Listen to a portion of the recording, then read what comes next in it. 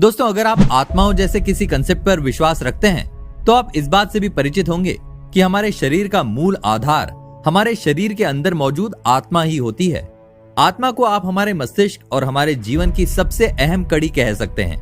अगर हमारे शरीर में आत्मा है तभी हम जीवित हैं, और अगर इस शरीर से आत्मा निकल जाए तो वो जिस्म किसी लाश से ज्यादा और कुछ नहीं होगा। पर एक तरीका ऐसा है जिसके अंतर्गत आप अपनी आत्मा को अपने शरीर से अलग कर सकते हैं और इस हसीन दुनिया की यात्रा बिना किसी बंदिश के कर सकते हैं। ठीक उसी तरह जैसे डॉक्टर स्ट्रेंज अपने शरीर को अपनी आत्मा से अलग कर लिया करते थे। हैरानी की बात तो यह है कि आप भी इस चमत्कारी मुकाम को हासिल कर सकते हैं। कैसे, ये जानने के लिए आपको आज के इस वीडियो को अंत तक देखना होगा। तो नमस्कार दोस्तों, और आप सभी का स्वागत है मिस्टर स्पेस में, जहां हम लोग फिर से आपके लिए ब्रह्मांड के एक और रोचक किस्से को लेकर आए हैं। तो बिना वक्त जाया किए चलिए शुरू करते हैं। विज्ञान के हिसाब से इंसान के पास दो तरह के माइंड्स होते हैं। एक होता है हमारा कॉन्शियस माइंड और दूसरा होता है हमारा सबकॉन्शियस माइंड। कॉन्शियस माइंड तो वो मन होता है जिसको हम लोग पूरे होशो हवास में इस्तेमाल करते हैं। जैसे अगर आप इस समय हमारे वीडियो को देख रहे हैं तो वो सब आपके कॉन्शियस माइंड की वजह से हो रहा है, और अगर मैं इस समय आपको ये सारी चीजें बता रहा हूँ तो ये मेरे कॉन्शियस माइंड द्वारा दिए जा रहे इंस्ट्रक्शंस के कारण ही संभव हो पा रहा है। पर सबकॉन्शियस माइंड या अवचेतन मन एक ऐसा मस्तिष्क का हिस्सा है जो किसी भी इंसान को भगवान जितना ताकतवर बना सकता है। ये सबकॉन्शियस माइंड सबकॉन्शियसली हमारे शरीर के अंदर मौजूद होता है और इसमें हमारे शरीर से संबंधित काफी सारी पावर्स लॉक्ड रहती हैं। आज तक हम लोग इसकी शक्तियों का सिर्फ अंदाजा ही लगाते रहे हैं। कुछ जानकार लोग मानते हैं कि सबकॉन्शियस माइंड की मदद से हम लोग टेलीकिनेसिस जैसे पावर्स हासिल कर सकते हैं। तो कुछ लोग ये भी इमेजिन करते हैं कि सबकॉन्शियस माइंड की शक्तियों के अंतर्गत हम लोग लॉन्ग डिस्टेंस कांटेक्ट करने में सक्षम हो जाएंगे। इसी सबकॉन्शियस माइंड का सबसे महत्वपूर्ण हिस्सा है हमारी आत्मा। अगर बहुत ज्यादा सीधे शब्दों में कहें तो हमारी आत्मा ही इस सबकॉन्शियस माइंड का आधार है। इसी बात से आप ये समझ लीजिए कि आखिर ये सबकॉन्शियस माइंड किस हद तक किसी मनुष्य को ताकतवर बना सकता है। अगर हम लोग इसी सबकॉन्शियस माइंड की ताकत को अनलॉक कर दें तो एक ऐसी स्थिति भी आ सकती है जब हम लोग अपनी इच्छा अनुसार अपने अंदर की आत्मा को अपने शरीर से अलग करके बाहर भेज सकते हैं।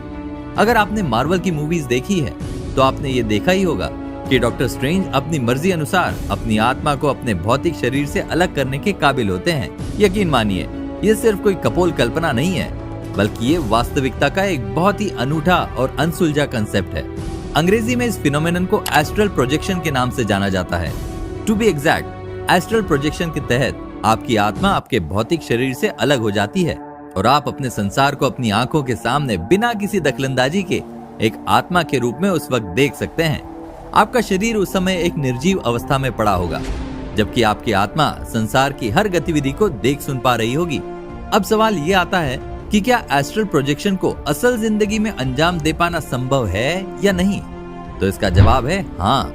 दुनिया भर के ऐसे कई लोग हैं जो ऐसा दावा करते हैं कि उन्होंने एस्ट्रल प्रोजेक्शन को महसूस किया है, पर उन सभी लोगों में सिर्फ दो चीजें ही कॉमन थी और दोनों ही सिमिलैरिटीज आपके होश उड़ा देंगी। इन दोनों समुदायों में पहली कैटेगरी तो ऐसे लोगों की थी जो रोजाना मेडिटेशन करते थे और योगा से उनका खास लगाव था। उन लोगों के हिसाब से वो लोग रोजाना 3 से 4 घंटे बिना रुके मेडिटेशन किया करते थे और एक ऐसी अवस्था में चले जाया करते थे जब वो अपनी आंखों से पूरी दुनिया को देख पाते थे, लेकिन पूरी दुनिया उन्हें नहीं देख पाती थी। ठीक उसी तरह जैसे हमें किताबों में एस्ट्रल प्रोजेक्शन के बारे में बताया जाता है। पर इसके विपरीत दूसरी कैटेगरी उन लोगों की थी जिनकी मौत बस कुछ ही दिनों में होने वाली थी, या जो मौत का सामना करके जिंदा लौट आए थे।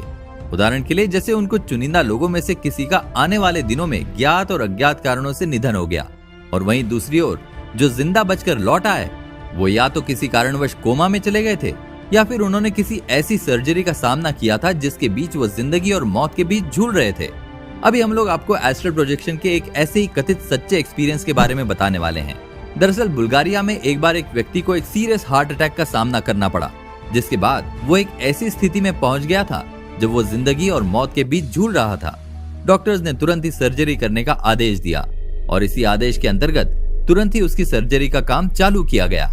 उस शख्स की माने तो बीच सर्जरी के दौरान अचानक से उसकी आंखें खुल गई थी और जब उसने अपने आसपास देखा तो पाया कि बेड पर किसी शख्स की सर्जरी हो रही है। पेशेंट का चेहरा देखने के बाद वो हैरान रह गया, क्योंकि शक्ल देखने पर उसे पता चला कि वो शख्स और कोई नहीं बल्कि वो खुद था। उसकी माने तो वो एक ऐसी अवस्था में चारों तरफ घूम रहा था जहां ना कोई उसे सुन सकता था और ना ही उसे कोई देख सकता था, और अगर कोई उसे देख रहा था तो वो सिर्फ उसके आत्मा विहीन शरीर के रूप में। वो शख्स काफी देर तक यूं ही हैरान परेशान आत्मा के रूप में टहलता रहा, और जब उसकी सर्जरी खत्म हुई और उसे होश आया तब जाकर उसे सांस में सांस आई और उसे पूरा यकीन हुआ कि वो जिंदा है।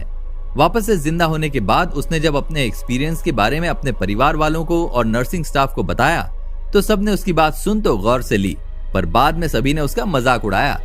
खिसियाहट में उस शख्स ने ऑपरेशन थिएटर में घटने वाली हर एक घटना को डिटेल से डॉक्टर के सामने बताया, और बाद में जब ऑपरेशन थिएटर का कैमरा चेक किया गया तब पता चला कि उस शख्स द्वारा बताई गई हर एक डिटेल 100% एक्यूरेट थी, और ऑपरेशन थिएटर में सब कुछ ठीक उसी तरह चल रहा था जैसे उस शख्स ने सबको बताया था। ये बात सुनकर डॉक्टर भी हैरान रह गए और वो समझ गए कि भले ही उनके सामने सर्जरी के दौरान वो शख्स बेहोश पड़ा था, पर हो न हो इसने किसी न किसी माध्यम से सभी चीजों को साक्षात अपने सामने घटते हुए देखा है, जिसके बाद सभी ने कहीं न कहीं ये यकीन कर लिया कि बुल्गारिया का वो नागरिक एस्ट्रल प्रोजेक्शन को फेस करके आया है। अब दुनिया भर में कई लोग ये समझ लेते हैं कि एस्ट्रल प्रोजेक्शन और एस्ट्रल ट्रैवल दोनों एक ही चीज है, लेकिन जिसने भी आपको ये बताया है उसके लिए हम सिर्फ इतना ही कहेंगे कि वो खुद भी पूरे सच से अज्ञात है, क्योंकि सच्चाई तो ये है कि एस्ट्रल प्रोजेक्शन और एस्ट्रल ट्रैवल दोनों एक दूसरे से सिमिलर जरूर हैं, लेकिन सिमिलर होने के बावजूद वो दोनों एक दूसरे से विपरीत हैं और दो अलग कंसेप्ट हैं। दरअसल ये दोनों ही मुद्राएं ध्यान की मदद से हासिल की जा सकती हैं। बात करें एस्ट्रल ट्रैवल की तो इसमें कुछ ऐसा होता है कि जब भी आप किसी चीज के बारे में लगातार कंसंट्रेट करके मेडिटेट करते हैं तो आपको वहां के नजारे दिखने लगते हैं और आपको ऐसा लगता है जैसे आप वहां पर पहुंच गए हों। फॉर एग्जाम्पल, अगर आप पेरिस के बारे में ध्यान लगाते हुए एक ऐसी मुद्रा में पहुंच जाएं जहां आपको ऐसा लगने लगे कि इस वक्त आप पेरिस में ही घूम रहे हैं और वहां के नजारों का लुत्फ उठाते उठाते वहां के लोगों से बात कर रहे हैं, तो ऐसी स्थिति में इस वक्त एक शरीर एस्ट्रल ट्रैवल कर रहा है। इस सिचुएशन में आप भले ही वहां के नजारे देख सकते हो, पर सच्चाई यह है कि इन सभी नजारों को आपका मस्तिष्क आपको सिमुलेट करवा रहा होता है, और इस परिस्थिति में आपकी आत्मा पूरे समय शरीर के अंदर ही मौजूद होगी। जबकि इसी के विपरीत एस्ट्रल प्रोजेक्शन में क्या होता है कि आप जब ध्यान की एक ऐसी अवस्था में पहुंच जाते हैं जब आपकी आत्मा ही बाहर निकल आती है और स्वतंत्र रूप से बिना आपके भौतिक शरीर के वास्तविकता में सभी चीजों को महसूस कर पाती है, तो ऐसे स्टेज को एस्ट्रल प्रोजेक्शन का नाम दिया जाता है।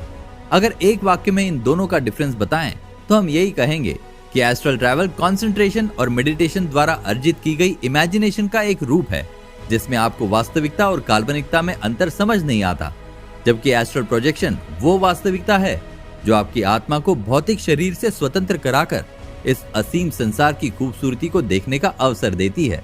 सोचिए, इतनी अपार ताकत को आप सिर्फ ध्यान लगाने से पा सकते हैं। इसके अलावा और भी न जाने मेडिटेशन करने के कितने ही फायदे हैं, जिनके बारे में अगर गिनती करने बैठें तो आज की वीडियो तो क्या, आज का दिन भी छोटा पड़ जाएगा। इसलिए उन सभी के बारे में फिर कभी चर्चा करेंगे। बहरहाल, क्या आपने कभी एस्ट्रल प्रोजेक्शन को महसूस किया है? हमें नीचे कमेंट में जरूर बताएं। तो आज की वीडियो में बस इतना ही। उम्मीद है आपको आज की ये वीडियो पसंद आई होगी। यदि पसंद आई है तो इसे लाइक जरूर कीजिएगा, और इसी तरह के इंटरेस्टिंग वीडियोस देखते रहने के लिए हमारे चैनल को सब्सक्राइब करें। तो मिलते हैं अगले वीडियो में कुछ इसी तरह की रोचक बातों के साथ। तब तक के लिए धन्यवाद।